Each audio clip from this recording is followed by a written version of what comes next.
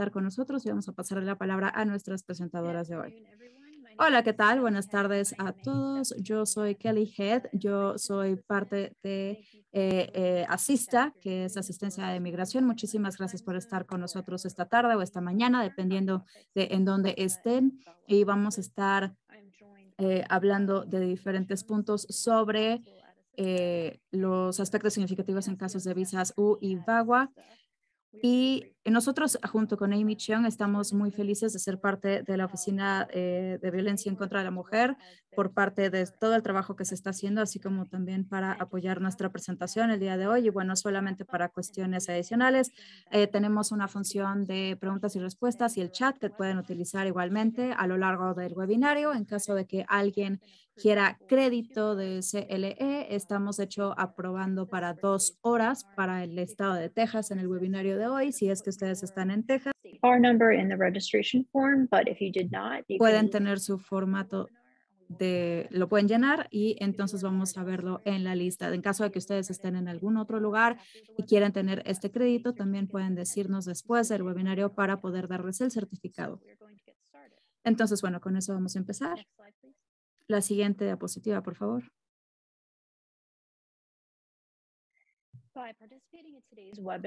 Ok, entonces al participar en este webinario van a poder entender cómo es la nueva directiva centrada en las víctimas del Servicio de Inmigración y Control de Aduanas, ICE, así como también de la DHS para las víctimas de violencia doméstica, violencia en el noviazgo, agresión sexual, etcétera, así como ver cuáles son los diferentes procedimientos de extensión para VAWA y clientes de visa U, así como también las consideraciones que se tienen que tomar en cuenta con respecto al COVID-19 y también las actualizaciones de UCIS. Entonces, nuestro primer tema para el día de hoy va a tener que ver con el proceso de expulsión o la discreción fiscal. Y para empezar, vamos a iniciar con una encuesta. Desde enero de 2021, ICE ya ha estado de acuerdo en quitar en este proceso de expulsión o no, o dijeron al menos que no estaban, no se oponían en sus casos de visa U. Las opciones son sí, no o no aplica.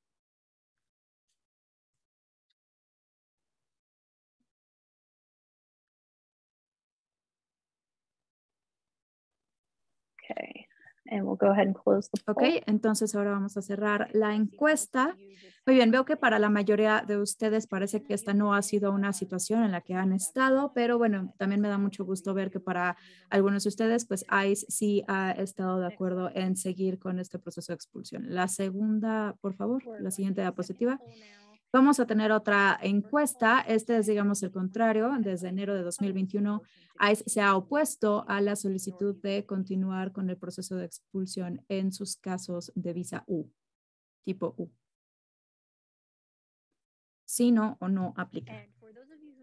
Y para aquellos de ustedes que dijeron que no, si se sienten cómodos en mencionarlo, por favor, expongan cuál fue la razón en la caja del chat.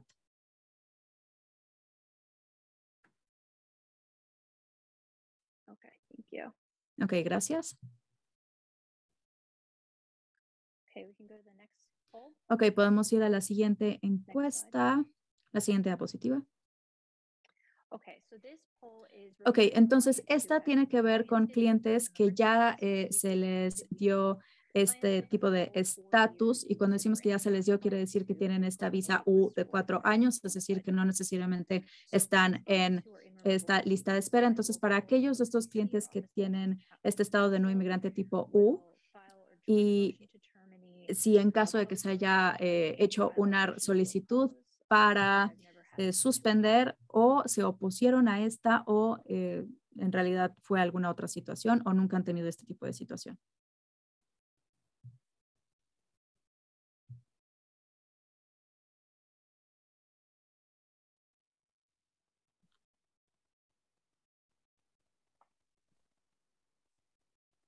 And for those of you who received an Y para opposition, aquellos de ustedes que recibieron una oposición, por favor, compartan la ubicación en el chat de en dónde está su Contraloría, así como también el día en la que se sucedió esta acción.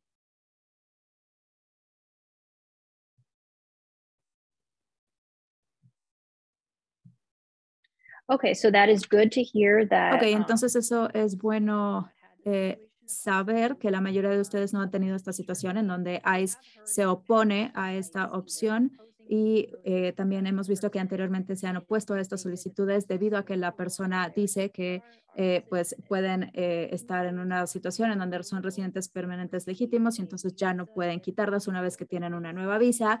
Si, por ejemplo, la base de este proceso de expulsión es que esta persona a lo mejor tenía algún tipo de libertad condicional, etcétera, o este tipo de decisión en donde encontraron que estaba admitida como subvención y entonces solamente para que lo sepan en el futuro, la propuesta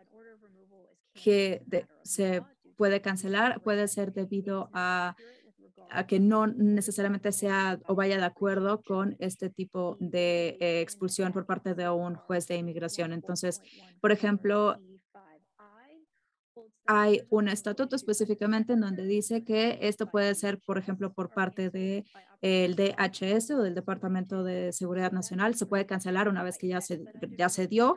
Entonces, por ejemplo, pueden ser algunas tipo de solicitudes expeditas, pero no necesariamente se cancelan estas por la operación específica jurídicamente hablando, pero sí se necesita que de todas maneras se mande esta solicitud para terminarla una vez que ya se ha dado o sea, cedido este tipo de visa. Entonces, antes de seguir a las siguientes prioridades de judicialización, ustedes saben que después de esta administración ha habido diferentes cuestiones en este sentido. Las que estoy platicando en este día son, de hecho, las prioridades más actualizadas, que de hecho se liberaron el 30 de septiembre del año pasado.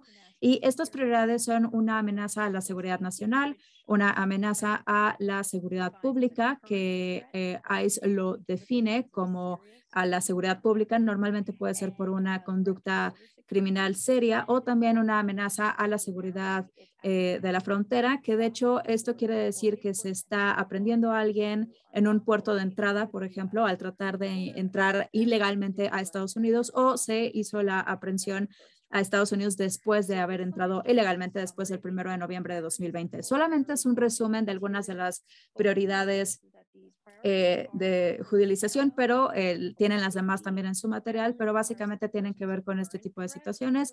Normalmente quiere implicar que es una amenaza actual a la seguridad pública y no tienen entonces la autorización para entrar a Estados Unidos. Lo que van a notar es que el hecho de que una persona no tenga documentación o haya entrado a Estados Unidos sin permiso en el pasado no necesariamente las hace entonces una prioridad de judicialización. Entonces, este tipo de política actualmente, de hecho, tiene o incluye dos memos. El primero es el del 2011 para víctimas o testigos, que de hecho, pues en realidad nunca se elevó. El segundo es la directiva centrada en víctimas que salió en agosto del año pasado. También esto está en sus materiales. Y estos dos memos son parte de la base de esta política de discreción en la judicialización, que no es un concepto nuevo. Básicamente, todas las agencias pueden realmente dar ese tipo de prioridades cuando están en este tipo de procuración de justicia, pero normalmente pues esta es la que se enfatiza un poco más.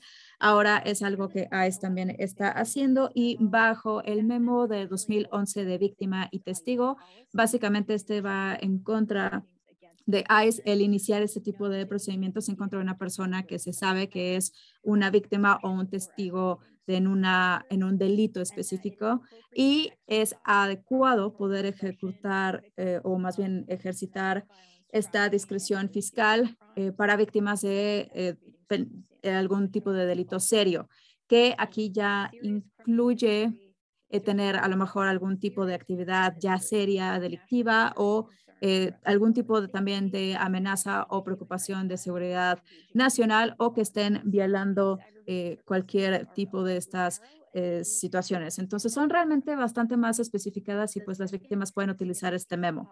El segundo punto es importante, es la directiva centrada en las víctimas que salió en agosto del año pasado y bajo esta directiva con algunas excepciones circunstanciales, entonces ICE no va a tomar esta acción que pudiera implicar, por ejemplo, que una persona no vaya a un tribunal de inmigración en contra de personas que ya han aplicado y que son víctimas de algún beneficio para inmigrantes, así como también víctimas y testigos durante un enjuiciamiento de un delito específico. Entonces, en el primero nos estamos enfocando si efectivamente hay una aplicación pendiente para los beneficios que tienen.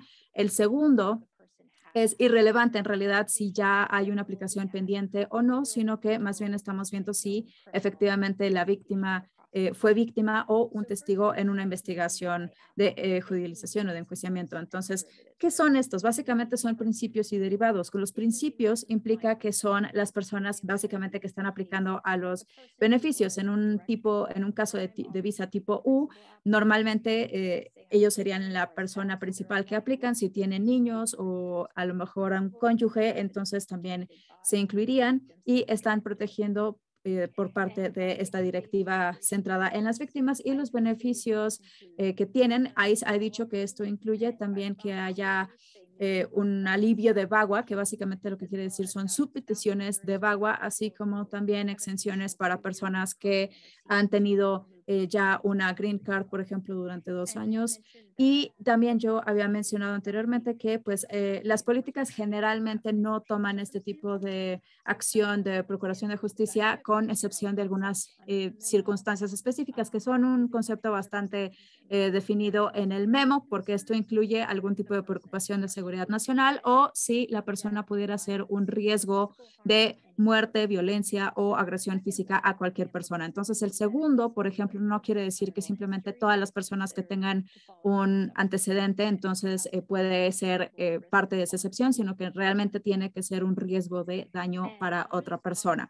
Y bajo esta política también se toman estas circunstancias excepcionales y ICE normalmente dice que puede haber esta expulsión para las personas que tienen estas solicitudes pendientes. Entonces, por ejemplo, si un solicitante de una visa U no entra en estas circunstancias excepcionales y tienen este tipo de resolución, entonces pudieran tener esta expulsión de Estado, que eso evita que puedan ser removidos, digamos, del Estado cuando esté efectivo. Y también hay personas que no necesariamente tienen un caso pendiente para las víctimas, pero son víctimas de un delito. Entonces, el hecho de que sean víctimas puede hacerlos elegibles para estos beneficios que, al final de cuentas, ICE tiene que considerar si se puede tomar esta acción de procuración de justicia o no. Entonces, incluso las personas que no tienen un caso pendiente, pero son víctimas, sí se pueden beneficiar de este tipo de directivas. Y con respecto a solicitar este tipo de discreción fiscal para un proceso de expulsión, se tendría que ver los beneficios y esto se puede solicitar en la oficina de ICE. Y en su página web, por ejemplo, ahí están todas las instrucciones y los diferentes correos electrónicos para poder solicitar este tipo de discreción fiscal en las diferentes oficinas y los factores que ICE va a considerar para poder ver si se le da o no. Muy bien, entonces el asunto Cruz Valdez es una decisión que se dio el año pasado del abogado Garland, el procurador general.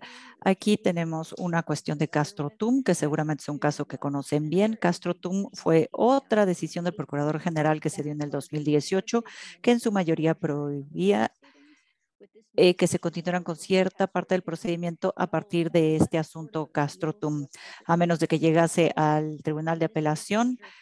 Este fin administrativo se podría otorgar en un juzgado a partir de casos previos como Aiteistán y WIU. Y estos son materiales que pueden consultar. Entonces, los abogados una vez más pueden solicitar un cierre administrativo en un procedimiento de expulsión para aquellos clientes que tienen solicitudes VAWA y una visa U en trámite. Eso quiere decir que hace que su caso ya no esté como parte de la lista de los casos que tiene que conocer el juez de migración, sino que se tiene que tratar en una dependencia otra distinta al Tribunal de Migraciones. En cuanto a la autoridad y la jurisdicción de los jueces migratorios para poner fin a un proceso, el procurador en el 2018 decidió En el asunto SOG y FDB, que también lo tienen en sus materiales, especifica que el Procurador General no tiene autoridad inherente para poner fin a los procedimientos de expulsión. A diferencia de Castro-Tum, esta decisión no se ha sobreseído, sino que su justificación y el fondo es muy similar a el caso Tum. Y Chávez González Garland es una decisión de un tribunal de circuito del año pasado en donde especifica que debido a la redacción en lenguaje claro de esta estipulación, autoriza a los jueces de migratorios a la Junta de IA hace que se pueda dar la autorización para la Junta de Apelaciones en materia migratoria para que puedan alegar en este contexto, en este caso, Chávez González, tal y como fue, se pudo conocer este caso en el Tribunal de Apelaciones. Entonces, una solicitud para sobreseer que se tiene que iniciar en esta jurisdicción para poder continuar por esta vía en un proceso de expulsión. Aquí es en donde estamos hablando, en donde tenemos otra autoridad que se une a este proceso de poner fin.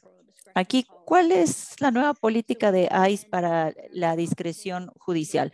Cuando hablamos que ICE se une a una solicitud de sobreseer y cuándo se va a utilizar la discreción judicial, ya sea que hayan cambiado las circunstancias, y es por eso que ICE convoca, aquí tenemos la CFR 1239.2C, especifica que después de que los procesos ya han arrancado, ya que arranquen las diligencias, el juez puede invocar la CFR 39.2A y uno de los subincisos que viene ahí justifica en esa 29.A es que se solicite que se sobresea cuando el gobierno no esté obteniendo sus mejores intereses. Así es que aquí hay una discreción en la que sí se puede optar por el sobreseimiento.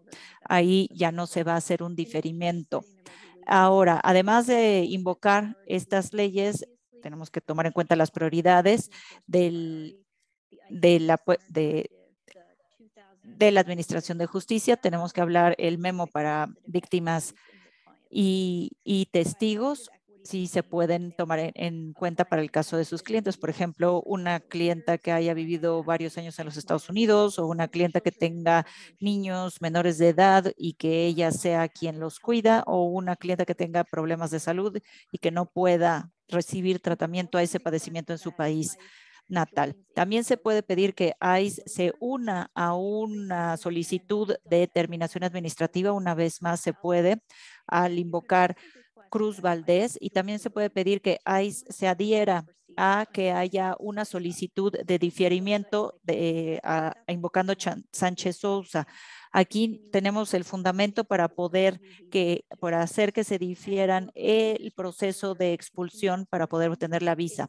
Aquí, si estamos hablando de solicitud de distintos tipos, aquí podemos identificar en qué casos tenemos las posibilidades de tener una solicitud para poder una pausa administrativa, o cuando se puede hacer un diferimiento, y es entonces el juez migratorio que tendrá que tomar la decisión. Ahora, quisiera decirle a Amy Chung que tome la palabra, por favor, para que hablemos de la política de terminación de visas U de buena fe.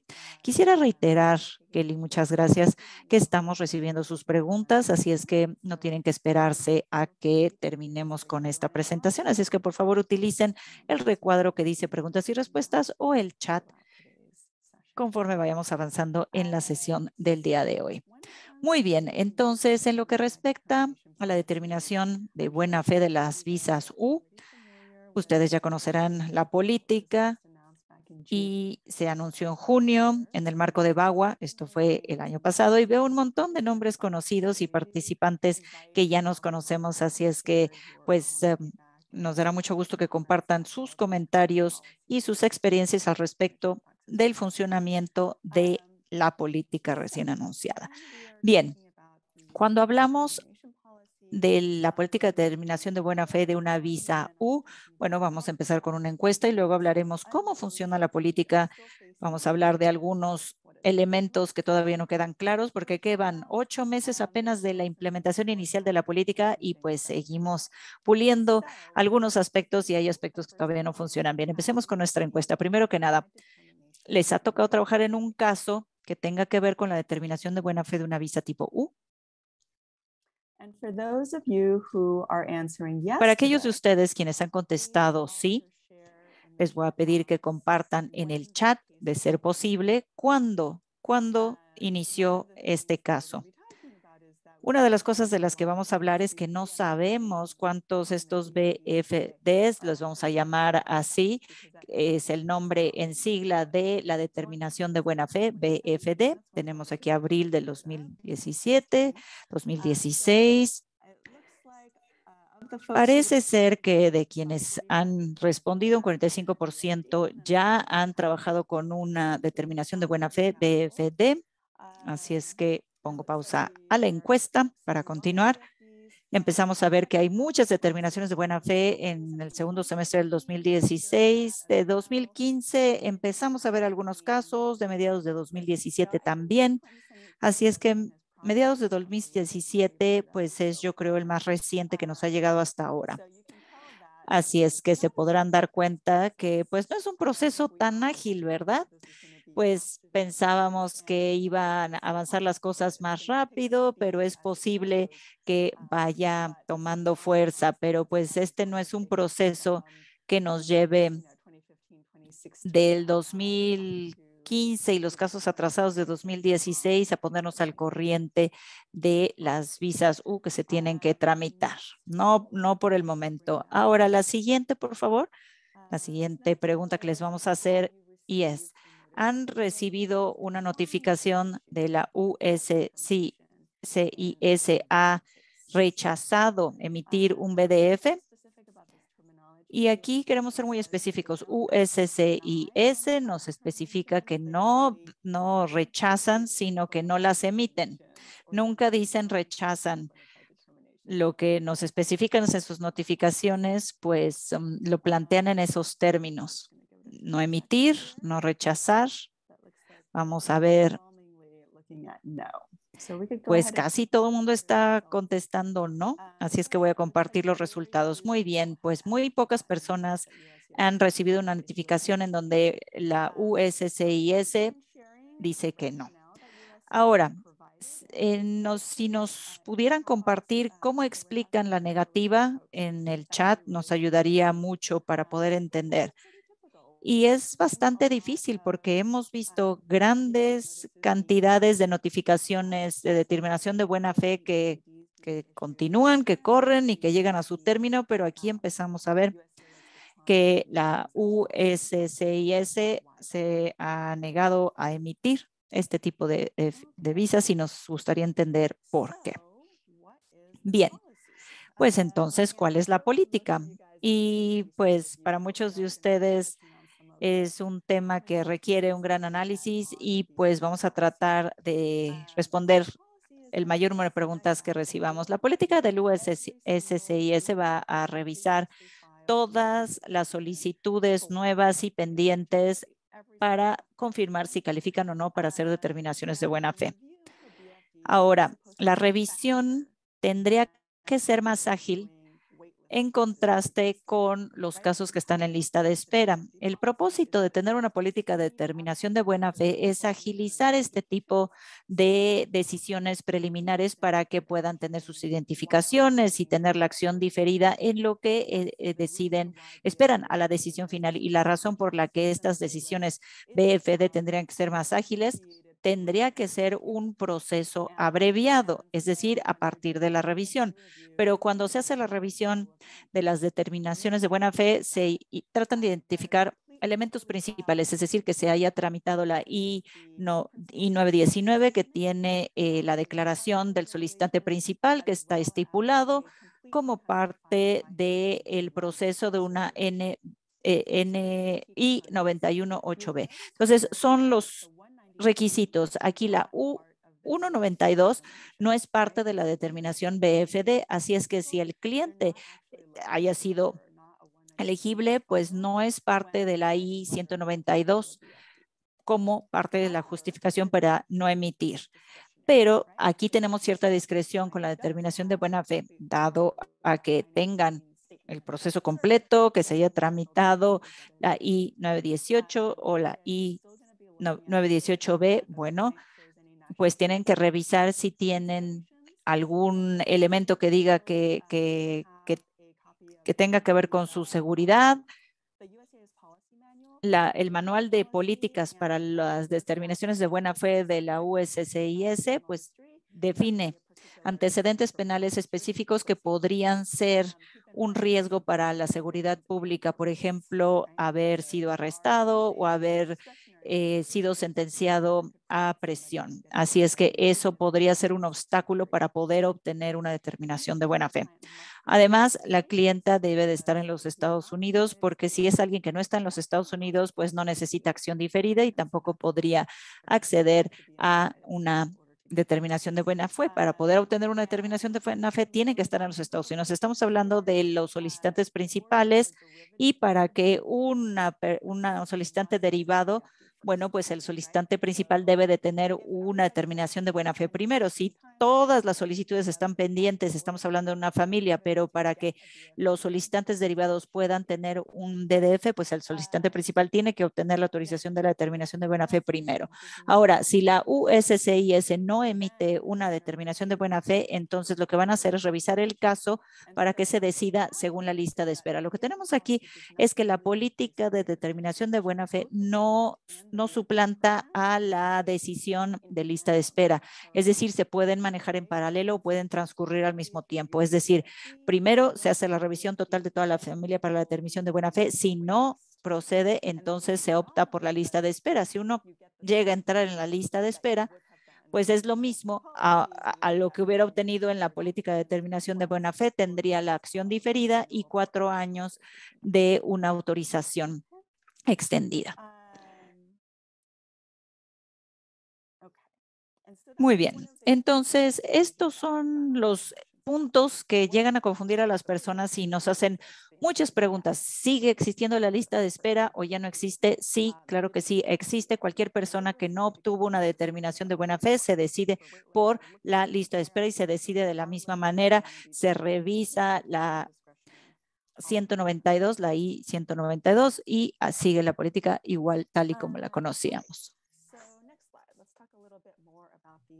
Ok, la siguiente diapositiva vamos a hablar un poquito más al respecto. Entonces, el primero EAD, que son documentos de autorización de empleo, de eso me parece que ha habido mucho conflicto, pero el primero es gratis. Eso se va a emitir bajo la categoría C14. Esta es la categoría que entonces se va a poner en el I-765. Si ese es el que están emitiendo, esa va a ser la categoría que va a aparecer. Y esto es debido a que el AED o el documento de autorización de empleo está bajo a esta acción diferida y esta es la categoría para esto. Sin embargo, muchos o algunos probablemente de sus clientes ya tienen estos I-765 pendientes. Hay muchas personas que los están emitiendo bajo la categoría A20 para derivados o C14 para, por ejemplo, solicitud de evidencia para la decisión durante muchos años, y muchas personas están haciendo esto junto con el primer trámite, digamos. Entonces, y todo de esto, al final de cuentas, pues sigue estando pendiente, ¿no? Para aquellas personas que todavía no han tenido una decisión. Entonces, como parte de poder hacer que este proceso sea un poco más ágil, entonces ahora automáticamente UCIS ha dicho que se van a convertir a todas las I-765 que sigan pendiente a esta categoría de C14 de esta sección. Entonces, quiere decir que si ya sus clientes tienen la I-765 pendientes como parte de su aplicación de visa, ya no necesitan volver a emitir una I-765 solo para poder tener esa determinación de buena fe para documentos de autorización de empleo. Y esta acción diferida y este documento de autorización de empleo va a ser renovable para los incrementos, que básicamente va a ser también para poder estar en esta lista de espera, pero aunque el primero es gratis, los siguientes ya no. Entonces ahí el cliente sí va a tener que pagar la tarifa que sea, y ya cuando se pueda renovar, entonces UCIS va a estar viendo también si es elegible. Entonces, pues en Estados Unidos sí se tendría que tener, por ejemplo, la determinación de buena fe, pero ¿qué pasa si después se van de Estados Unidos antes de que ya se hiciera la decisión? Y entonces ahora ya están llegando al final de esos 4 años. Bueno, en ese caso ya no tendrían otra determinación de buena fe para documentos de autorización de empleo porque ya no están en el país. Ok. Y veo una pregunta sobre que se rechazó la I-765. Sí, vamos a estar hablando de eso justamente solo en un momento. Muy bien. Ahora, la siguiente diapositiva, por favor. Entonces, ¿cómo funciona realmente este proceso? Otra de las preguntas principales que nos han estado haciendo es si los practicantes, por ejemplo, tienen que pedirle a UCIS que revise su caso para esta determinación de buena fe. La respuesta es no. Supuestamente se tendría que estar renovando automáticamente para los casos de visa U, pero también todos los que están pendientes, así como los que se están tramitando de inicio. Entonces, no hay nada que los practicantes tengan o debieran de hacer para poder iniciar esa revisión. Ahora, tendría que ser en qué orden, pues conforme van empezando, conforme van llegando, desde que se anunció la política en 14 de junio de 2021, conforme van llegando. De acuerdo a cómo hemos visto las respuestas de las personas en el chat, estas fechas normalmente, pues sí tienen cierto rango, ¿no? Entonces todavía sabemos que hay varios casos que incluso apenas están empezando, recibiendo notificaciones de 2015, por ejemplo, o también de principios de 2017 y a lo largo de este año. Entonces, en teoría es conforme van llegando. En la práctica, pues la verdad es que creo que cualquier caso que se haya empezado a tramitar alrededor de ese tiempo, probablemente justo ahora esté ya para poder llegar a hacer esa determinación de buena fe. Ahora, ¿cuánto tiempo este tipo de decisiones están tomando? No sabemos. Hay mucho que no sabemos con respecto a cómo estas decisiones realmente se están tomando sobre los casos. Muchas de estas se están tomando un poco más. Parte de esto es porque cuando se anunció esta política en junio de 2021, quitaron el proceso, digamos que antes estaba en el sitio web de UCIS, y lo que ellos dijeron en ese momento era que iban a sacar esta información el 1 de enero de 2022 o en el momento en el que ya tuvieran esta información para poder tomar esta decisión sobre el caso, que pues en teoría tendría que ser más pronto. Y bueno, obviamente ya estamos después, el 1 de enero de 2022 y todavía no tenemos esta información. Entonces, pues sí, todavía no podemos darles esta respuesta, simplemente en el momento no tenemos esta información. Y como le dije anteriormente, en caso de que ustedes no tengan esta determinación de buena fe, este caso va a ir a una lista de espera para la decisión cuando se les notifique que no están, por ejemplo, teniendo una determinación de buena fe. Entonces se pone esta notificación y una solicitud de información en la misma notificación, en donde dicen no vamos a emitir esta determinación de buena fe, y también ese es el tipo de información que estamos solicitando ahora. Entonces sí se les va a notificar cuando UCIS está quitando, digamos, esta posibilidad. Y después, ¿qué sucede una vez que ya a lo mejor está la gente en la lista de espera? Bueno, estos casos todavía están pendientes de esta decisión final, ¿no? Digo, al final, estos casos no han recibido ya como tal esta aprobación de la visa tipo U. Entonces, UCIS de todas maneras va a tener que seguir revisando todos estos casos para la decisión final cuando llegue, ¿no? Es decir, cuando puedan ya estar en línea para esa decisión final. Y todos también van a ir de acuerdo a esta fecha de recepción. Entonces, no es como que los primeros que van a ir primero van a ser los que están en lista de espera, sino que más bien como que coexisten. Cualquiera que se haya emitido primero va a ser la que en teoría también se va a revisar primero para esta decisión final. Y por supuesto, pues se pueden volver a hacer solicitudes de información o se pueden denegar después de la decisión final. Están haciendo una decisión o una revisión muy preliminar para la determinación de buena fe, entonces se están viendo si hay algún tipo de consideraciones que también tendrían que tomar en cuenta para la decisión final, que a lo mejor de inicio no se habían considerado. Ok, la siguiente diapositiva, por favor. Entonces, en términos de qué es lo que tendríamos que estar haciendo ahora, si están emitiendo una nueva aplicación para la visa tipo U, incluimos que se incluya en la I-765-C14, ya sea que sea principal o derivada, es gratis, como lo habíamos ya mencionado anteriormente. Y hemos estado escuchando que están ya yendo bastante suavemente, digamos, en estos días. No necesariamente hay muchas organizaciones, por ejemplo, que incluyen, por ejemplo, diferentes organizaciones para recursos que tienen mucha defensa en este tema.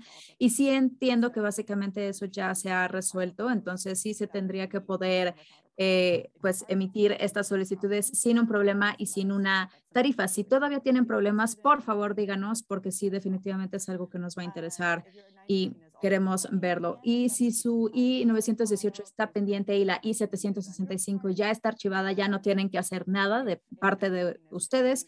En caso de que haya pendiente una I-918 y no haya una I-765, entonces pueden determinar si quieren tramitarla antes de la determinación de buena fe de la decisión final o si quieren esperarse para recibir esa carta. A mí me parece que la ventaja de emitir la I-765 bajo la C14 en lugar de esperar esa carta es que así ya no hay tanto retraso y entonces se puede recibir ya los documentos de autorización de empleo ya una vez que se emitió la determinación de buena fe.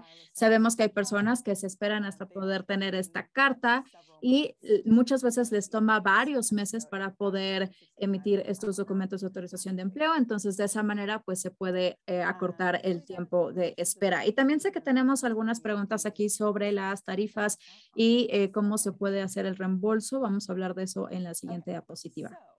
Ok, entonces, hubo muchos problemas y hubo muchas, pues se rechazó muchas veces ese tipo de trámites en C14 en diferentes puntos, entonces pareciera como que realmente no era un mensaje consistente el que había con respecto a cómo en teoría se tendrían que procesar estas aplicaciones, entonces como resultado vimos muchas I-600, 765 que se rechazaron al mismo tiempo y básicamente como que lo querían ya tramitar junto con la tarifa y entonces así fue como se empezó a manejar. Entonces, UCIS, como dije anteriormente, básicamente ya arregló este problema y al tratar de remediar los errores que se cometieron durante el verano, durante el otoño, en teoría ya tendrían que estar haciendo estos reembolsos a cualquier persona que haya pagado una tarifa para estas determinaciones de buena fe desde junio, del 14 de junio a septiembre,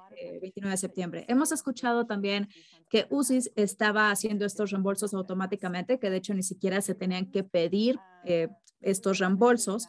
Lo que nosotros entonces recomendamos es que revisen sus casos para ver si tienen algún tipo de tarifa que ya se haya pagado de acuerdo a estos criterios en este marco de tiempo y revisen si efectivamente UCIS ya regresó esos fondos o no. En teoría ya los van a haber terminado de regresar todo para el 22 de marzo de este año a más tardar. Entonces, si todavía no tienen estos reembolsos para sus clientes, definitivamente pues sí, creo que ya tendrían que contactar a UCIS en ese punto. Muy bien. La siguiente diapositiva, por favor. Y bueno, aquí ya hablamos de esto en caso de que sí tengan clientes en donde todavía no se tienen ya los reembolsos para el 22 de marzo, entonces pueden contactar la línea directa de UCIS ya para este punto y sí tienen líneas directas específicamente para estos reembolsos el formato que hemos mencionado, en donde los pueden contactar. Y también quisiera ahora ver algunas preguntas, porque sí vi varias preguntas que surgieron cuando estábamos hablando de las determinaciones de buena fe y los documentos de autorización de empleo. Ok, entonces una pregunta es, ¿hay algo que nosotros tendremos que estar haciendo o que nos tendría que preocupar si no estamos recibiendo estos casos para estas fechas que todavía son de 2017? Yo no me preocuparía porque como lo hemos visto, pues UCIS de alguna manera está como siempre tomando en cuenta estas fechas para casos que no están obteniendo estas determinaciones de buena fe hasta el momento. No me parece necesariamente que sea una preocupación de que ya perdieron el caso o algo sucedió. Al mismo tiempo, yo creo que siempre está bien dar seguimiento con UCIs para este tipo de cosas que a veces les preocupan. A lo mejor también pueden ver en el sitio web del proceso del caso, aunque a lo mejor no necesariamente tienen el proceso para la visa tipo U, sí tienen las fechas o los tiempos que estuvieron cuando quitaron la información, es decir, en junio de 2021. Entonces, si tienen casos que están por fuera de esos tiempos de procesamiento basándose en esa información, a mí me parece que está bien que vayan y simple y sencillamente pues hablen con ellos para ver si les pueden dar algún tipo de actualización. A mí me parece que la probabilidad es que no necesariamente les den una respuesta muy formal, pero con toda libertad pueden ir y contactarlos. Ok.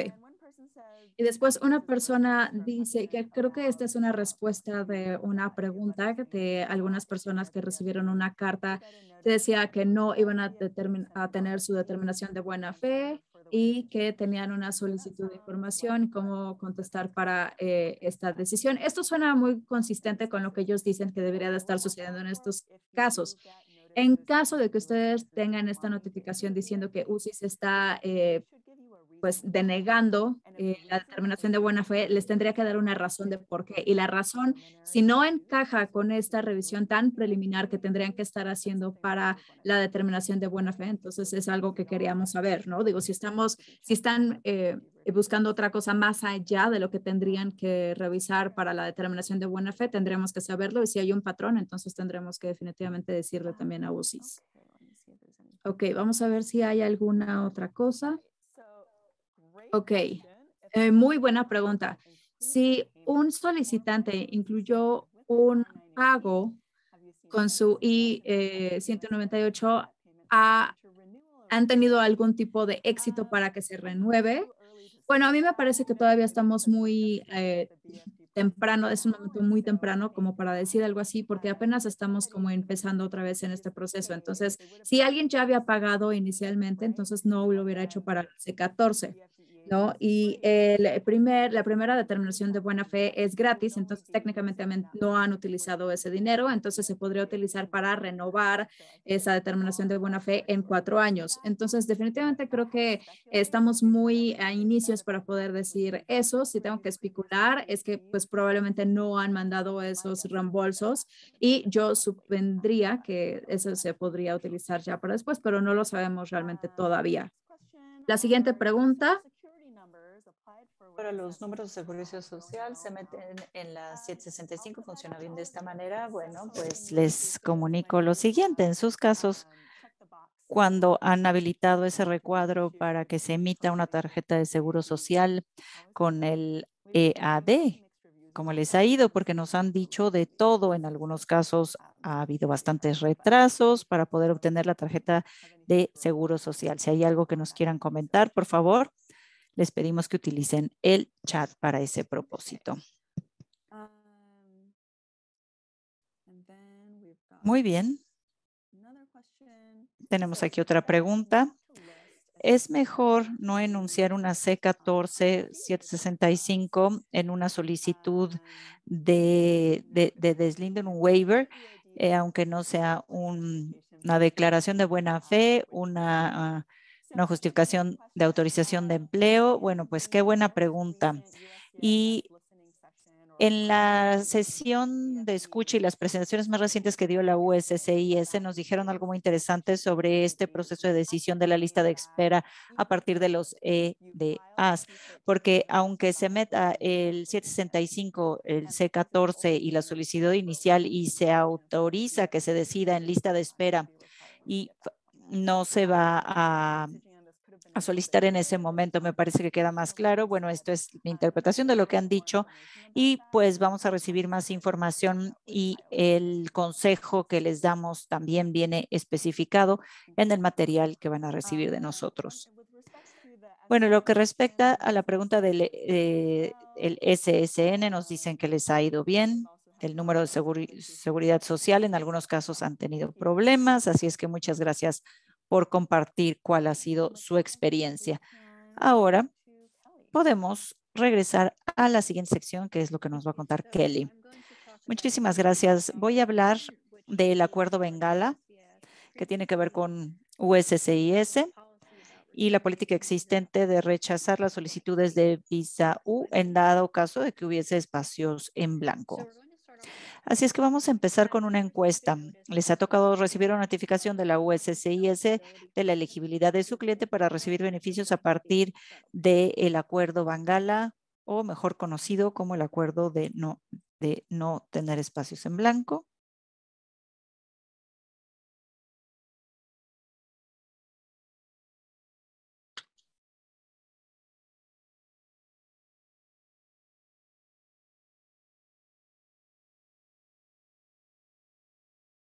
Okay, go ahead and close the poll.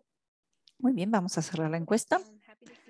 Bien, me da mucho gusto ver que sí han recibido dichas notificaciones. Para quienes todavía no han recibido una notificación de este tipo, les agradeceríamos si en el chat pueden especificar si su clienta recibió una denegación porque había espacios vacíos o porque en ese caso no se aceptó el Acuerdo Bengala.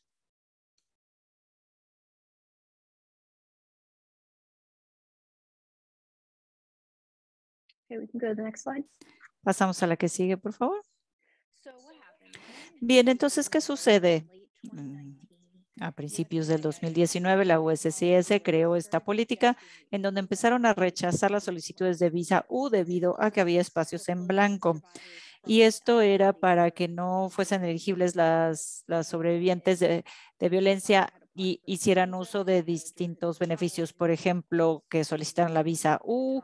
Había una clienta que tenía un hijo de ya casi 21 años y pues cumplió la mayoría de edad y le rechazaron la visa U por ese espacio vacío y ese hijo no pudo ser elegible. Entonces ha creado para las sobrevivientes y sus familias grandes problemas. Entonces, debido a los temas que ha desatado esta política en las sobrevivientes, se hizo un reclamo que fue el Acuerdo Bengala, este acuerdo que se publicó el 22 de diciembre del 2020 y se hizo un acuerdo a partir de la demanda que se inscribió desde el 20 de julio y que entró en vigor el 21 en 2021, julio del 2021. Entonces, ¿quiénes entran en este acuerdo? Pues las solicitantes que cumplen con los requisitos del contexto de la visa U, los solicitantes y sus familiares como solicitantes derivados que hayan presentado un formulario 1918 y un formulario I-918A entre el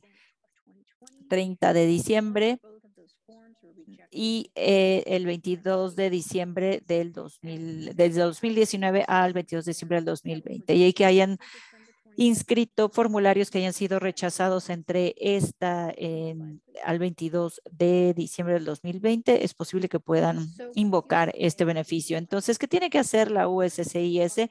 Primero, tienen que antefechar para poner la fecha en donde se han recibido. Es decir, me refiero a formularios que habían sido rechazados a partir de la política de que no se aceptaban espacios en blanco. Es decir, se hace una solicitud de visa el 5 de octubre del 2020, es decir, la USCIS lo recibe el 7 de octubre. Entonces, la USCIS te dice que no acepta, eso especifica en la notificación, y ese formulario no se aceptó porque la clienta dejó en blanco el segundo apellido y pues no tiene segundo apellido la clienta. Entonces, en este caso, al invocar este acuerdo, tienen que antefechar a la fecha 7 de octubre del 2020 porque es cuando se recibe. Para la determinación de la edad, es la edad especificada en el formulario cuando la USCIS recibió por primera vez el formulario. Esto es lo que quiero resaltar. Si hay un familiar, un solicitante derivado que el 7 de octubre del 2020 estaba ahí, pero después cumplió 21 años y se rechazó el caso debido a la política de no aceptar espacios vacíos,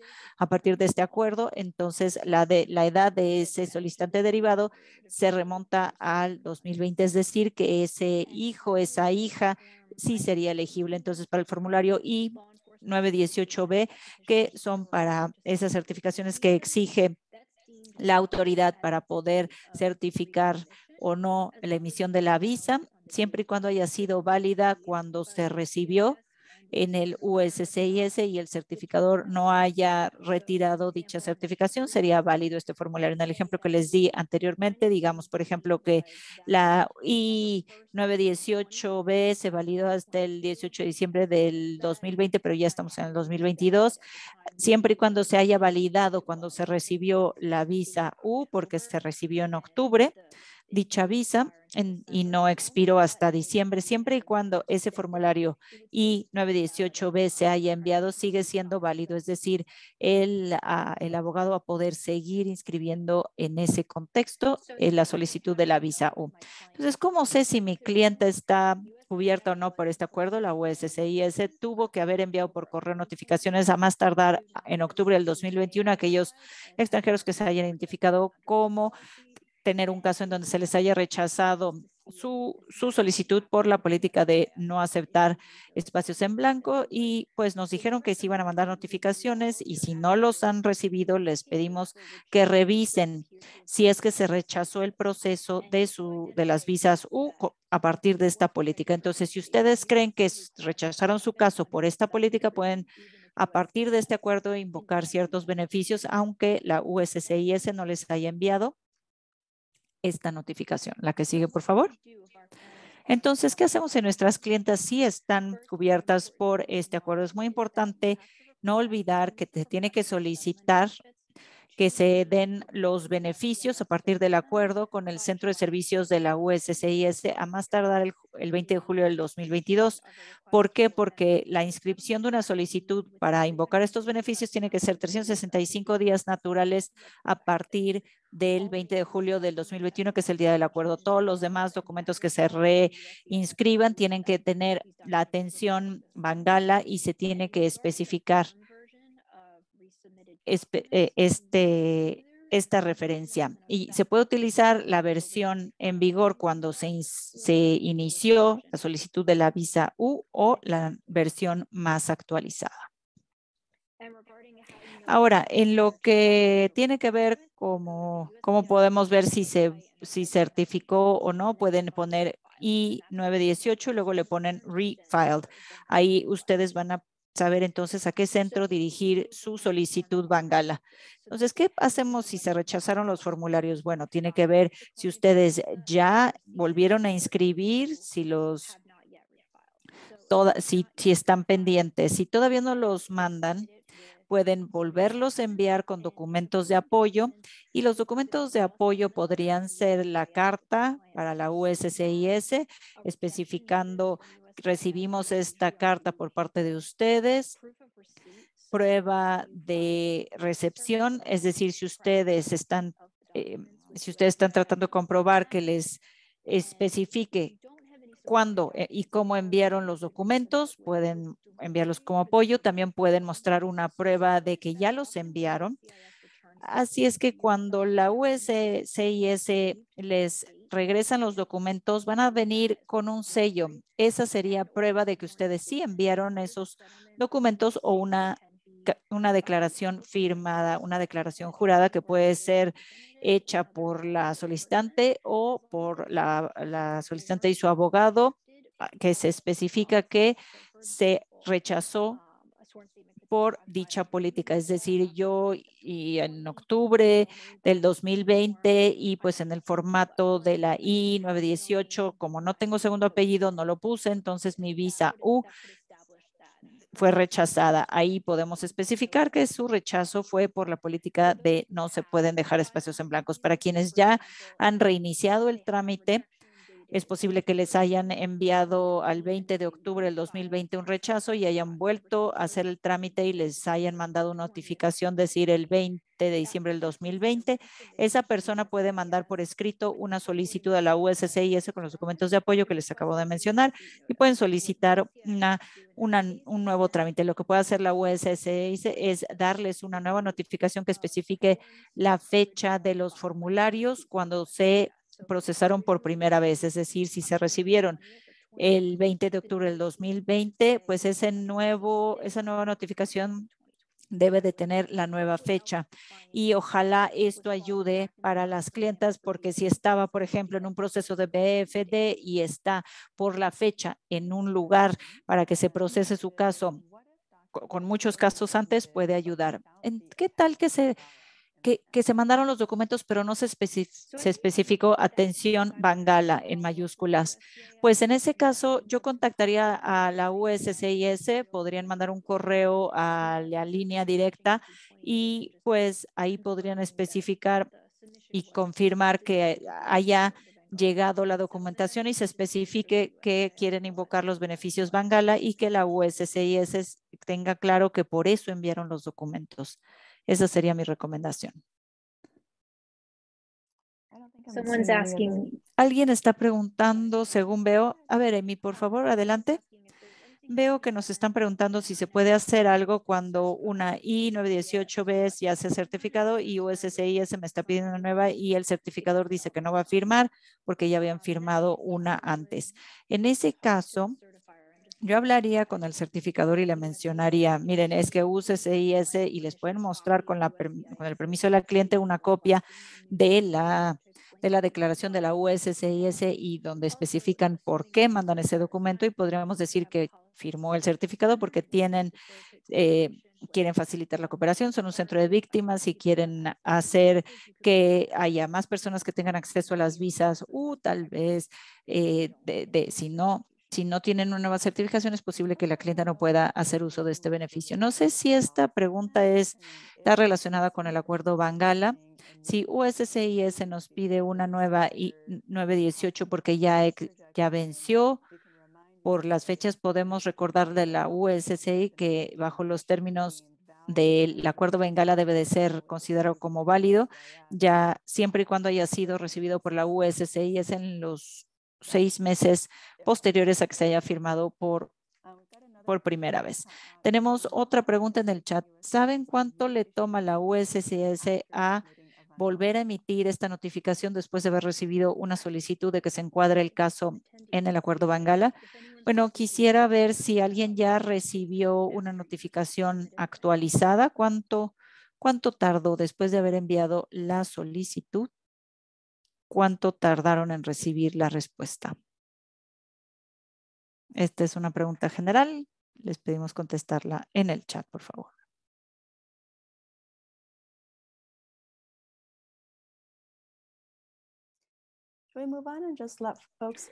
Podemos continuar y daremos espacio a que en el chat pongan aproximadamente cuánto se tardó desde que se envió la solicitud y recibieron la notificación actualizada. Muchísimas gracias. Continuamos.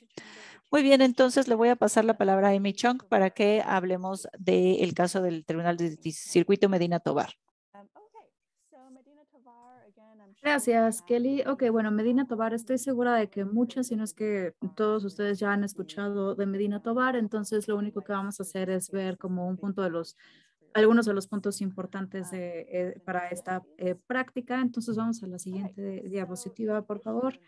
Ok, entonces el punto y la razón por la que tenemos este caso en primer lugar fue porque la USCIS tuvo una implementación durante mucho tiempo que decía que para que una solicitante principal pudiera calificar a algunos solicitantes derivados, esa relación familiar tenía que existir en el momento en el que el solicitante principal se estaba haciendo el trámite de I-918 y esto sobre todo para cónyuges, porque por supuesto alguien podía tramitar la I-918 y varios años después a lo mejor estaba pendiente, a lo mejor se habían casado y a lo mejor querían incluir a su cónyuge, pero bajo esa regulación no podían incluirla ya después de que se hubieran casado. Entonces el remedio fue hacer un I-918 para los cónyuges, pero por supuesto ese es un proceso largo y nadie quiere esperar, ¿no? Entonces es por eso que este caso de Medina Tovar inició y entonces está esta cuestión sobre si efectivamente la regulación que requiere que esta relación familiar exista para cuando se está tramitando el I-918, se puede incluir bajo el lenguaje del estatuto para la visa tipo U. Y entonces este fue un caso de circuito. Se tomó la decisión en diciembre de 2020 y lo que el tribunal encontró fue que no, que esta regulación pues no realmente se puede dar, y lo que vieron aquí, por ejemplo, fue el lenguaje estatutario sobre este tipo de visa U en un punto específico que habla específicamente sobre cómo se pueden calificar a los miembros de familia para este tipo de estatus. Entonces, la idea es que debido a que el lenguaje estatutario habla de estos solicitantes derivados como los que se pueden agregar debido a que ya han tenido un uso consistente y también un procesamiento durante muchos años, y debido a que nosotros consideramos también que el Congreso puede utilizar estos términos pues a la hora de justamente estar haciendo estos estatutos, entonces el tribunal pues dijo que efectivamente el lenguaje era bastante claro en el sentido de que los cónyuges en realidad no necesitan tener este tipo de relación que califique en el momento en el que se está tramitando el I-918, sino que más bien esta calidad tiene que existir cuando ya se dio la decisión.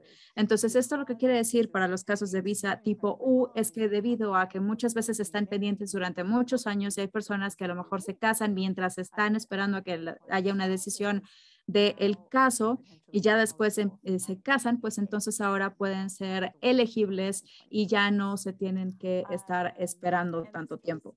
Y entonces este caso, como dije, sí fue un caso de noveno circuito, entonces sí pues es vinculante debido a que esto se emitió como parte de la política, pero también la USCIS ahora ya lo ha aplicado a nivel nacional. Entonces, a pesar de que es un caso de un noveno circuito, ahora ya lo van a poder encontrar y pueden ver que esto aplica a nivel nacional. Entonces, esto lo que quiere decir para los clientes de visa tipo U es que ahora si ya tienen, por ejemplo, algún matrimonio en donde existía ya antes de la decisión de la I-918, entonces esa persona, ese cónyuge puede ser elegible, ¿ok? Y ahora esto lo que quiere decir es que la relación familiar tiene que existir en el momento en el que ya se dio la decisión de la I-918 y tampoco necesariamente tiene que existir cuando ese miembro ya realmente haya sido admitido a este estatus. Entonces, esto lo que quiere decir es que si este miembro de la familia ya está en Estados Unidos, por ejemplo, entonces necesitan seguir manteniendo esta relación familiar para cuando pues ya se emitió el I-918. Si están fuera de Estados Unidos, entonces necesitan tener esa relación cuando están físicamente entrando a Estados Unidos en este tipo de visa. ¿No? A pesar de que el caso es específicamente con respecto a cónyuges, específicamente que surgieron después o que se casaron después, yo creo que definitivamente Medina Tobar va a seguir siendo relevante para ver si efectivamente estos cónyuges van a seguir estando incluidos. En el manual van a ver que es mejor, porque de hecho esto aplica también a algunos miembros de familia posteriores, es decir, esto puede aplicar también a otras personas también, pero definitivamente me parece que sí, esto va a tener un impacto principalmente cuando se trata de cónyuges. Ok, la siguiente diapositiva, por favor.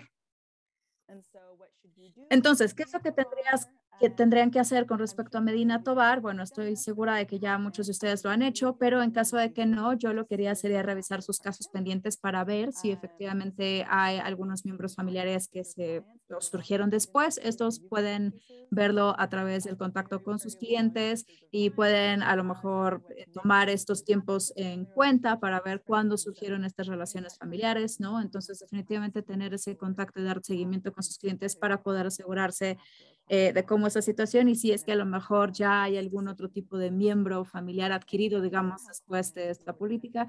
Y si es que tienen clientes que se puedan beneficiar, pues entonces poder ir y emitir o tramitar estos I-918 para esas personas. Si tienen clientes para los quienes negativamente o equivocadamente se les negó el I-918A, puede ser que esta decisión haya sido antes de Medina Tobar. Y si es el caso, se negó después de que ya se haya hecho este punto de Medina Tobar. A lo mejor, digo, al principio de 2021 a lo mejor no necesariamente sería muy oportuno, pero la idea es que si Medina Tobar ya estaba, entonces me parece que sí hay una oportunidad o una buena posibilidad de que la USSIS pueda reconsiderar, porque además ya se está implementando a nivel nacional. Por supuesto, habrá diferentes consideraciones, pero sí pueden solicitar que se haga esta reconsideración. También pueden tener estas ciertas solicitudes, las pueden mandar. Y digo, podemos hablar un poco más con respecto al lenguaje específico que se quiere incluir y también cómo se aplica, por ejemplo, para estas solicitudes de reconsiderar versus las que son para reabrir, pero sí, definitivamente creo que se pueden tomar en cuenta. Si es que ustedes muestran que efectivamente, por ejemplo, hubo un retraso y estuvo más allá del control del solicitante. Ahora, si la negación se emitió antes de Medina Tobar, entonces ahí me parece que pudiera ser una batalla un poco más complicada porque la USCIS ha indicado que ellos ven las negaciones pre-Medina Tobar como adecuadas debido a que esta nueva jurisprudencia pues no estaba ya implementada en ese punto. Entonces, si ustedes tienen una situación así y quieren explorar algunas otras opciones, por favor, comuníquense con nosotros y con mucho gusto les podemos ayudar. Y por supuesto, digo, si el principio todavía sigue siendo que es no migratorio y de todas maneras tienen este miembro de la familia que fue adquirido posteriormente, de todas maneras a lo mejor puede ser elegible y eso igualmente pudiera ser otra opción que a lo mejor también pudiera ser un poco más específico, más directo, dependiendo de la situación. ¿Hay alguna otra pregunta? No, ya no. Ok, muy bien. Ok, perfecto. Pues entonces con eso vamos a regresar con Lía. Sí, la siguiente diapositiva, por favor. Ok, entonces, por supuesto, no podíamos tener una conversación sin hablar de la pandemia por COVID. Entonces, vamos a la siguiente diapositiva, por favor. Ok, entonces aquí vamos a hablar sobre las extensiones de la fecha límite. Entonces, desde 2020 y con el inicio de la pandemia, UCIS empezó a emitir estas extensiones debido al COVID y vimos estos anuncios en donde había mucha flexibilidad para poder responder a diferentes solicitudes. Entonces, en la parte de la izquierda pueden ver que, por ejemplo, si hay una solicitud de información, por ejemplo, o un aviso de intento de negación o aviso de intento de revocación, se hizo entre el 1 de marzo de 2020 y el 26 de marzo de 2022 y se recibió por parte de UCIS, es decir, 60 días después de la fecha de notificación, entonces se acepta. Y también, por ejemplo, si tiene la fecha del entre 1 de marzo o el 26 de marzo de este año, entonces se va a aceptar si es que está recibido dentro de 90 días de esta fecha. Entonces, solamente quiero decir que estos 90 días están incluyendo estos 33. Entonces, no son 90 más los 33, sino únicamente son 90 días. Entonces, en este ejemplo aquí, por ejemplo, si una visa tipo U tiene fecha del 2 de enero de 2020, entonces tendría que ser recibido para el 2 de abril de este año para que se considere que efectivamente está en tiempo. La siguiente diapositiva, por favor. Ok, aquí tenemos entonces otra pequeña encuesta. Desde el principio de la pandemia, ¿han podido agendar una cita para cuestiones biométricas para un tipo de visa U o un cliente VAWA que esté viviendo en el extranjero? Sí, no, no aplica. Y por favor, siéntanse, en caso que se sientan cómodos, con compartir algunas de las especificaciones, solamente para también tomar en cuenta esa situación.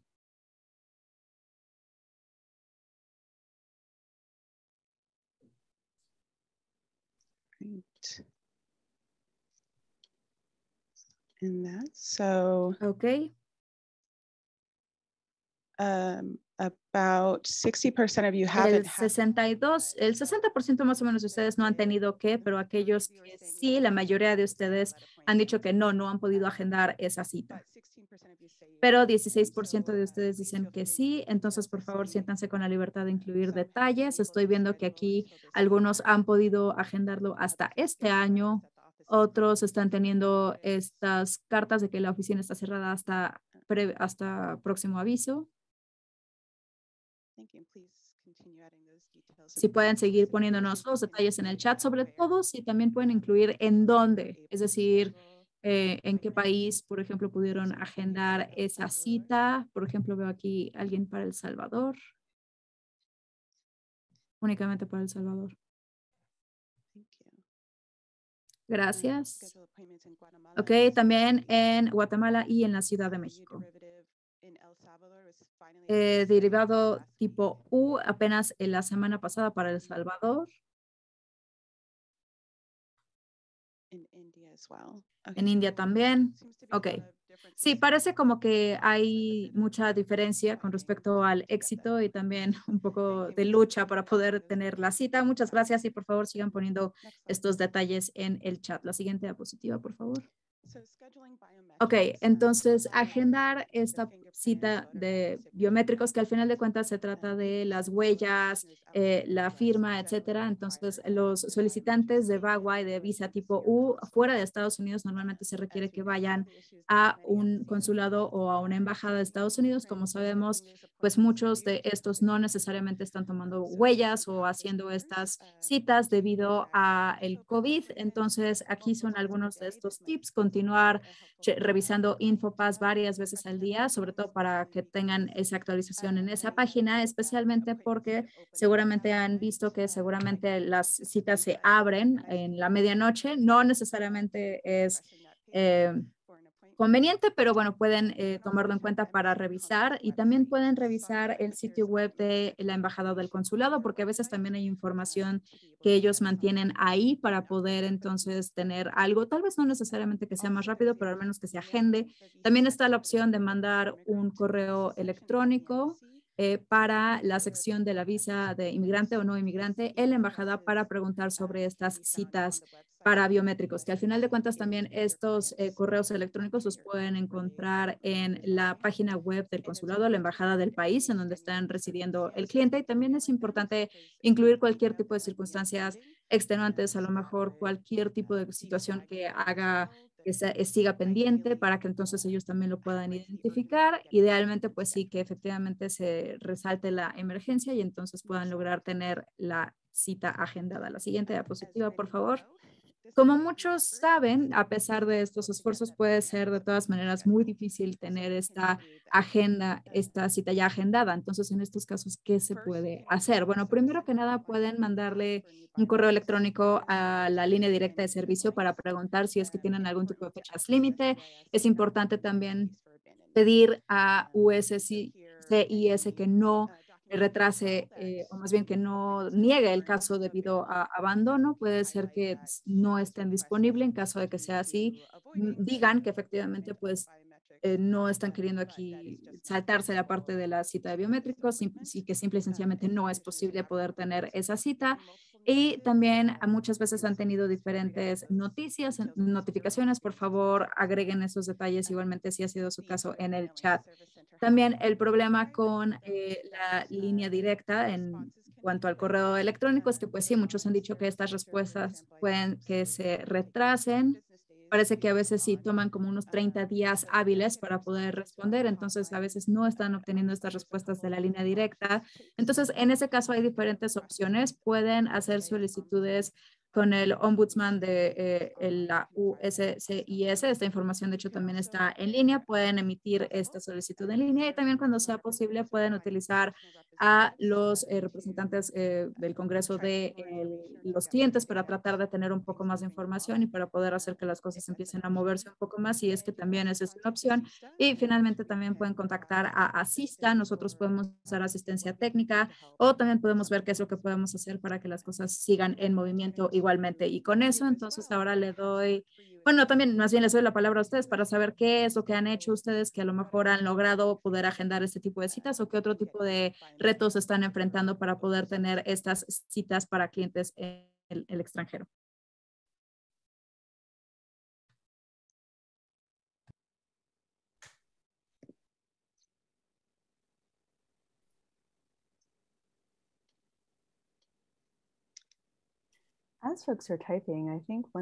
Veo que están escribiendo. Lo que hemos visto es que respondan a la solicitud de información por escrito en una manera en donde pues se solicita una explicación de por qué no se ha recibido información al respecto. Es decir, una solicitud de información por escrito, físico, no digital. Ahora, tenemos una encuesta similar, pero a partir del COVID, ¿han podido ustedes programar una entrevista consular para una de sus clientas que está en proceso de solicitar una visa VAWA o una visa U? Por favor, compartan su experiencia.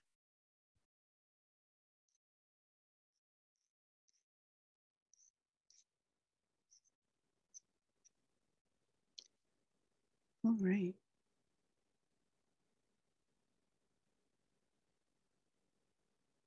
Muy bien. Right. So for many of you, this hasn't Bien, been- entonces para muchos de ustedes no ha sido una situación que hayan enfrentado. Aquí tenemos distintas respuestas. Hay quienes sí han tratado de programar una cita y hay quienes han podido, han intentado, hay quienes sí, hay quienes no. Vemos aquí claramente que han logrado programar una cita y cuáles han sido los retos. Nos interesaría conocerlos.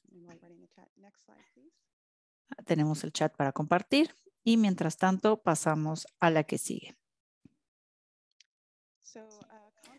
Bien, entonces hablemos de las entrevistas consulares. Los solicitantes de visas U y VAWA fuera de los Estados Unidos tienen que iniciar el proceso consular antes de entrar a los Estados Unidos. Como ustedes saben, ha sido cada vez más difícil tener este tipo de citas para las entrevistas debido al COVID. Hay veces que hay poco personal consular y pues tienen un montón de casos atrasados y todo esto complica programar una cita. Hay algunas opciones, se puede buscar en la página de la embajada cuál es la disponibilidad. Hay veces que tienen la posibilidad de hacer citas en casos de emergencia o citas rápidas, si ese es el caso. Si se tiene que comunicar una emergencia o casos urgentes, pues vale la pena. Si hay una visa que va a vencerse, si hay pues padres que han estado mucho tiempo separados de sus hijos, hay que resaltar ese tipo de situaciones. En dado caso que se tenga que documentar o anexar documentos específicos, háganlo para que se pueda contactar a la sección migratoria o no para que puedan tomar en cuenta el caso de su clienta. Es importante también contactar a los representantes en el Congreso de su clienta. Puede ayudar cuando los solicitantes principales están en los Estados Unidos, pero los solicitantes derivados están en el extranjero. Esta es una opción que se puede utilizar cuando sea necesario. Nos interesa escuchar de ustedes qué les ha funcionado para obtener este tipo de citas. Aquí tenemos algunas cosas que nos van compartiendo. En Cairo pudieron programar la cita, pidieron apoyo del gobierno y fue difícil, pero sí se pudo lograr la cita. Y solamente podían algunos días porque estaban haciendo teletrabajo en la embajada. Toda esa información estaba disponible solamente algunos días, es decir, contestaban la línea telefónica algunos días nada más.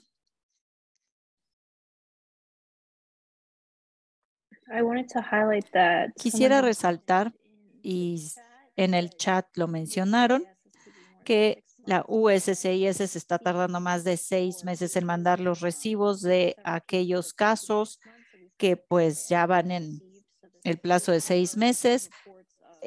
Nos han comunicado que hay retrasos, particularmente para aquellos casos en donde los abogados pues han hecho una solicitud de hacer un waiver. Entonces le hemos pedido a CISTA que resalten estos casos para que se puedan agilizar las cosas y se haga posible el apoyo de USCIS. Bueno, cuando llegan esos recibos, pues hay veces que llegan después de 6, 7 meses antes de tener el documento físico. Aunque se le mande un correo electrónico al buzón, pues no tenemos la posibilidad de comprobar que se ha emitido un acuse de recibo de la información. No se sabe si se ha perdido o si no se recibió. No sabemos si está entre muchos otros casos la solicitud. No hemos podido programar una cita en Honduras y no hemos tenido respuesta de la embajada.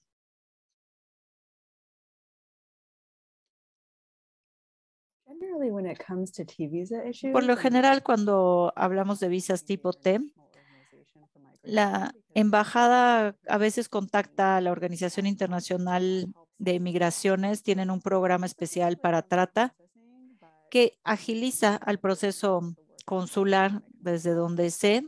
Cuando hablamos de los datos biométricos, sí agiliza las cosas. Yo creo que podrían contactar a la OIM en caso de que tengan un caso que tenga que ver con trata.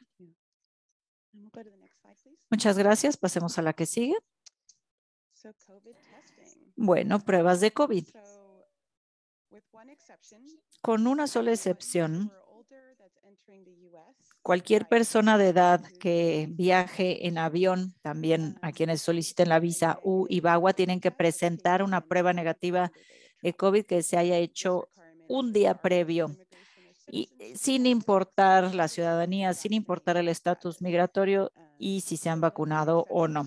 Aquí las excepciones son aquellos que se han enfermado y que pueden comprobar su recuperación en los últimos 90 días, pero fuera de eso, todas las personas tienen que mostrar que se han hecho una prueba y el resultado es negativo. Esto es cuando llegan por avión. Esta prueba no aplica cuando se utiliza un transbordador, un puerto marítimo o una frontera terrestre. Es decir, hay que recordarle a las clientas este aspecto para que planeen su partida. Los sitios de las embajadas les pueden dar también cuáles son los requisitos y toda esta información la deben de revisar antes de venir a los Estados Unidos. La que sigue, por favor. Aquí tenemos requisitos para hacerse la prueba. También tenemos requisitos para las vacunas, perdón.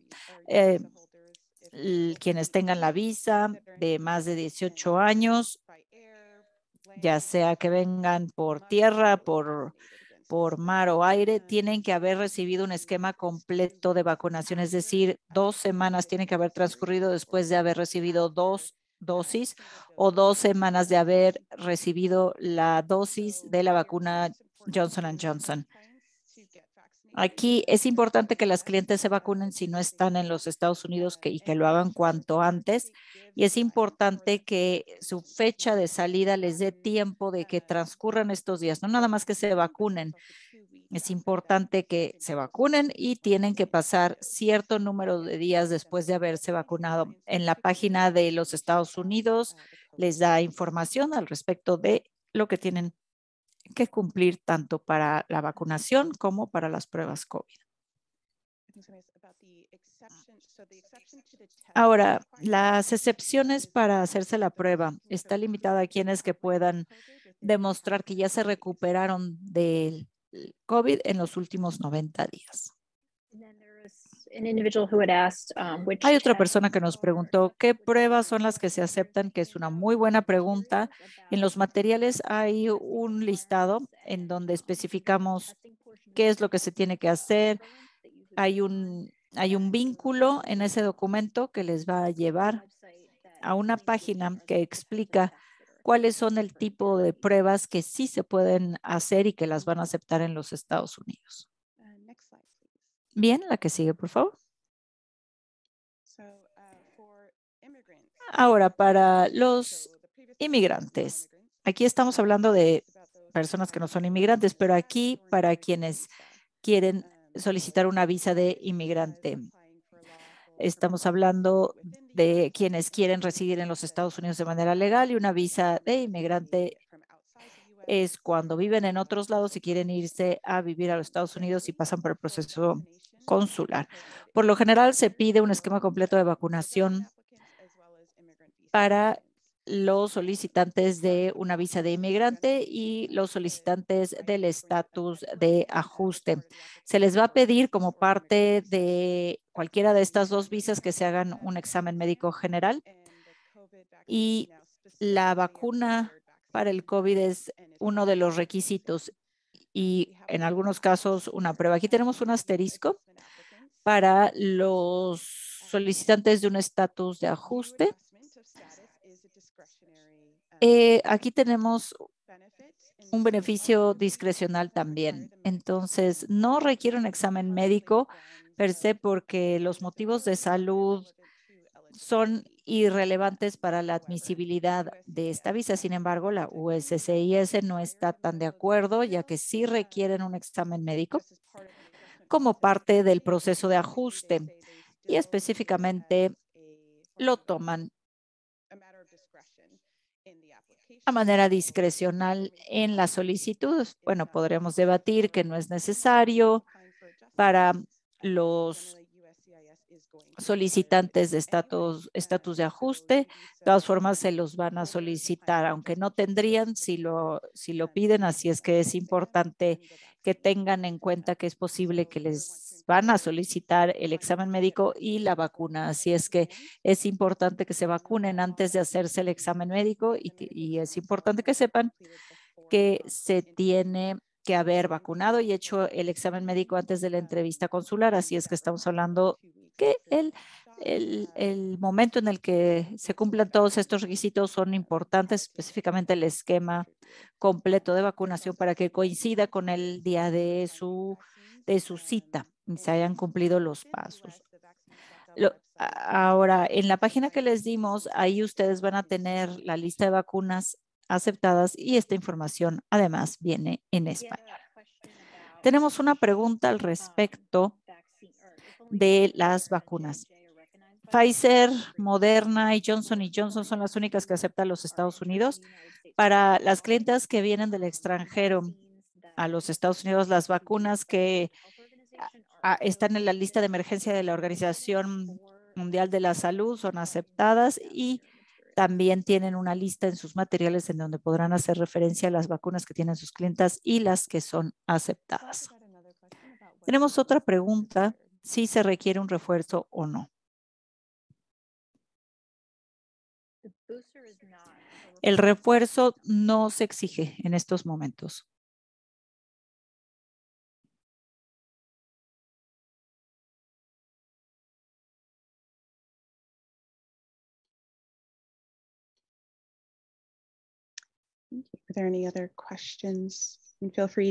¿Hay alguna otra pregunta?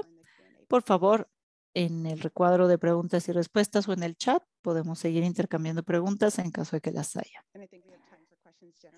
Tenemos tiempo para preguntas. De todas formas, no tienen que ser solo para tratar el tema de COVID.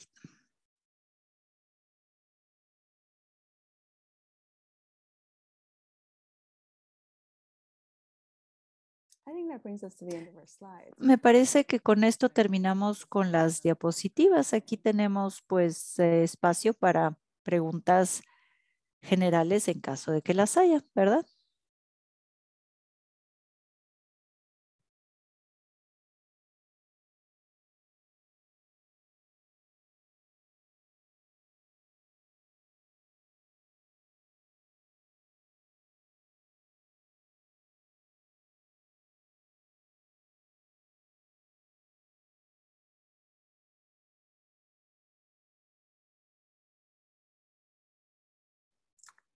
Una persona está preguntando si de casualidad tienen la liga. Aquí lo voy a poner justamente en el chat para que lo puedan ver.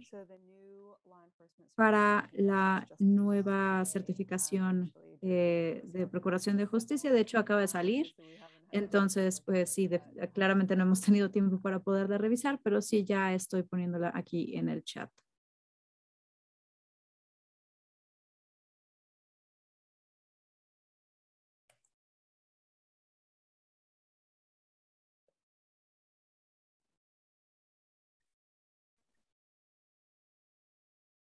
Someone's asking, they sent a U Alguien petition. está diciendo que mandaron una petición al centro en Nebraska y todavía no tienen un número de recepción. ¿Alguna sugerencia de cómo se puede obtener? Les recomendaríamos mandarle un correo electrónico a la línea directa. Probablemente eso sería útil. También nosotros recomendamos que también contacten al ombudsman también del UCIS. Igualmente pudiera ser otra opción para poder saber un poco más al respecto. Sí, y Nebraska, de hecho, me parece que especialmente ha tenido ciertos retrasos con estas notificaciones de recepción, especialmente en donde no hubo necesidad, por ejemplo, de tener o de pagar una tarifa. Entonces, aparte de lo que acaba de mencionar Kelly, pues también sepan que puede ser que ya esté en camino. En caso de que les contesten de la línea directa, puede ser que no tengan un registro de la aplicación o tal vez pueden decir, tenemos retraso, por favor, denos tiempo, y a lo mejor puede decir que no tienen algún registro de la aplicación todavía. No creo que eso quiera decir que entonces tienen que volver a hacer el trámite. Simplemente los retrasos han sido tan significativos que puede ser que pues todavía no esté en trámite y justo que haya habido un retraso significativo.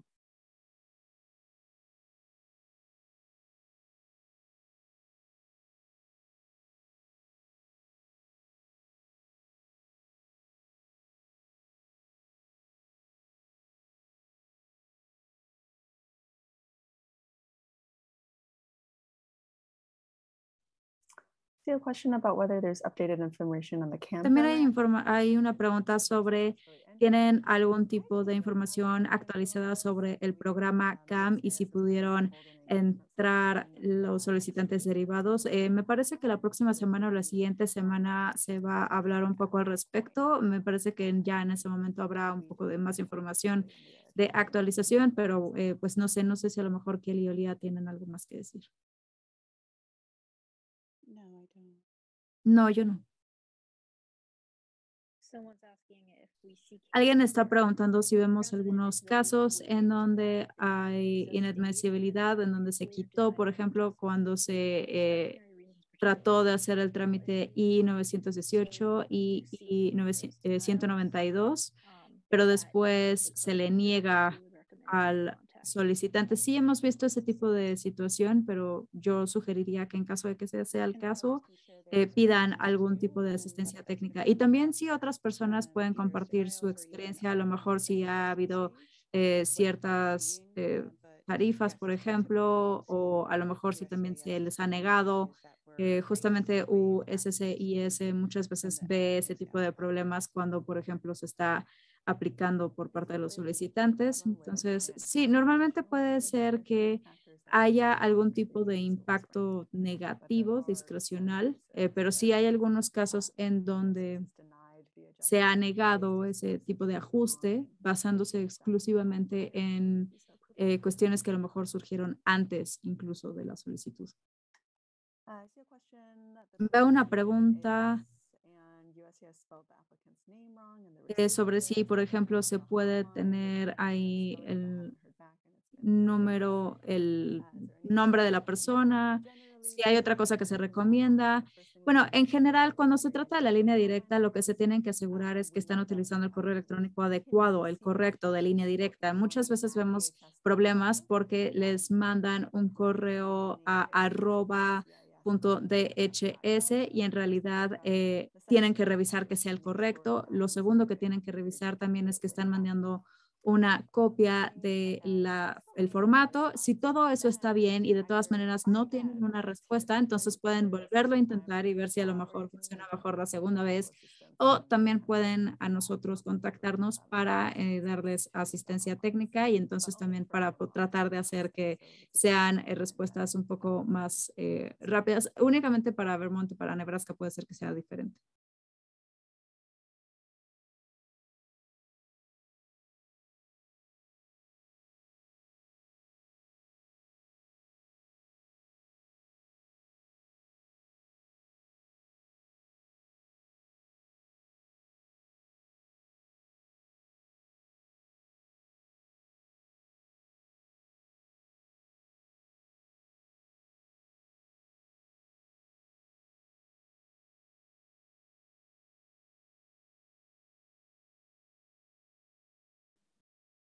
So I wanted to just let everybody know. Yo quería solamente hacerles saber que cuando están mandando una solicitud para asistencia técnica a Asista, es importante que utilicen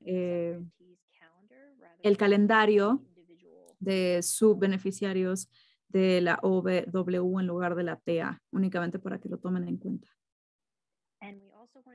Y también queremos decir que en sus materiales también hay un folleto que incluye en donde se pueden registrar para el webinario de orientación, que de hecho va a ser el 12 de abril de 3 a 4:40.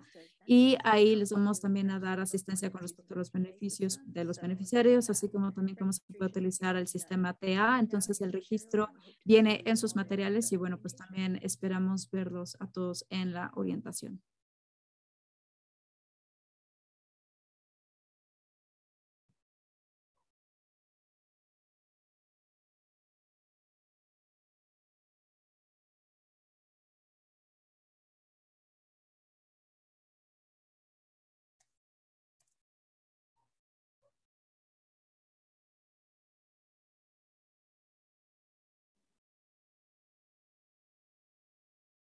There aren't any additional questions Si that ya no hay alguna pregunta adicional, pues eso va a ser todo para el día de hoy, pero vamos a estar aquí unos 5 o 10 minutos más en caso de que tengan preguntas.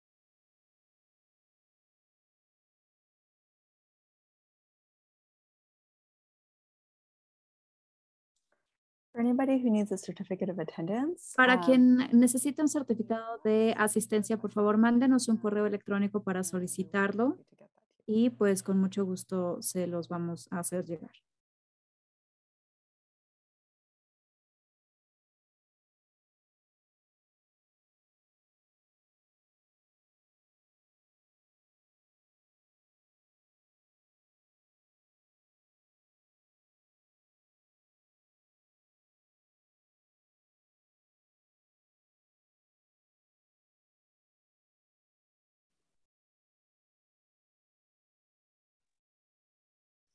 so the email address for El getting this correo electrónico para el certificado va a ser questions@asistahelp.org. Ya está en el chat.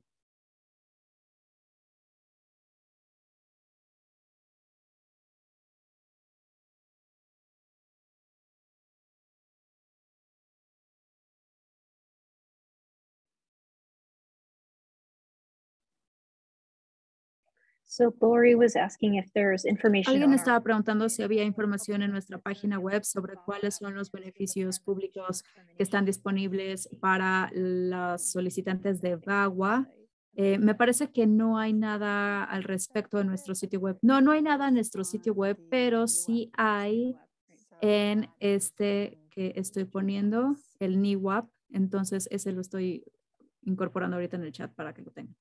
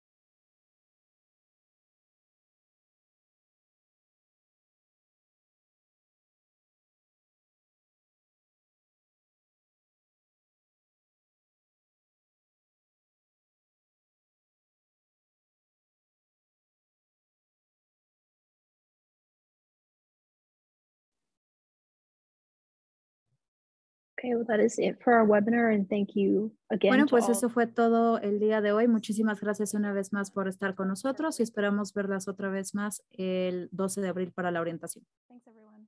Muchas gracias a todas. Gracias.